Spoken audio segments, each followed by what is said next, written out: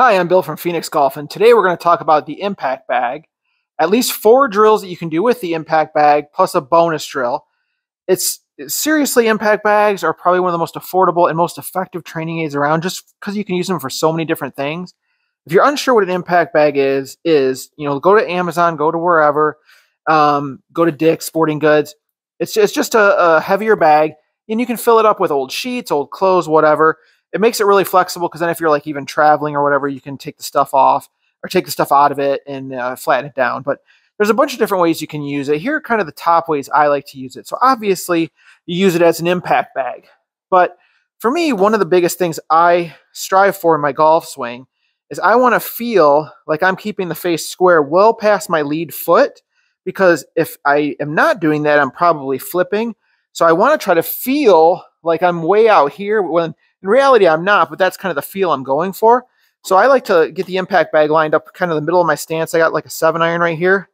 And I just go through and I really try to hit down like this and make sure the shaft isn't leaning backwards, that it's more over, almost covering the bag. So my goal is to get the shaft like down and into that bag with a square face. So let's take a swing here, which is a good one. It's when it rolls back straight, that usually means you've got a nice, good, solid strike on it and your face isn't open.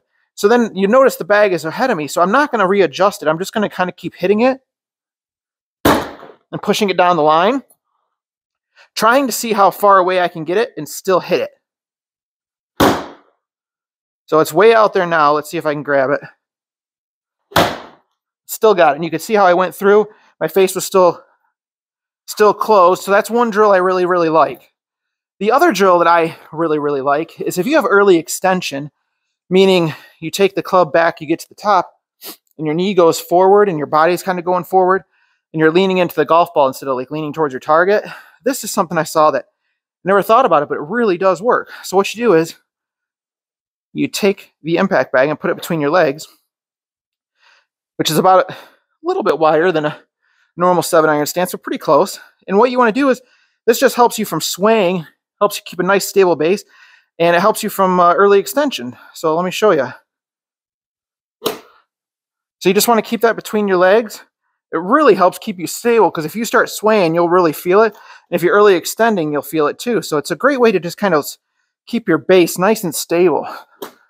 So that's number 2 that I really, really like. The third tip here is take the impact bag, and you see pros do this all the time, and practice throwing it into the net or throwing it against the wall. It's really good because it's heavy, gets you a nice swing here, gets you loosened up. And I'm not going to throw for this, but you're just going to throw it as hard as you can right into the wall or whatever. Or you can even practice throwing it straight down to the ground. You'll see a lot of pros do that. So that's another tip you can do with it. The last kind of 2 tips that I have here are swing path related. So for me, I have a problem swinging too far inside to out. So what happens is I get too far behind my body, and then I get stuck or something like that, and I can't get through the ball, and I flip. So I usually create like a nice path here, like I'm going to go through here, and then I put this off my right foot, maybe a club head off my right foot, and then I try to avoid hitting that bag, so I know I'm not coming too far from the inside. And it might take a little bit of trial and error or even recording myself, but if I was to come in too far, you'd see I'd hit that. So my goal is to avoid that,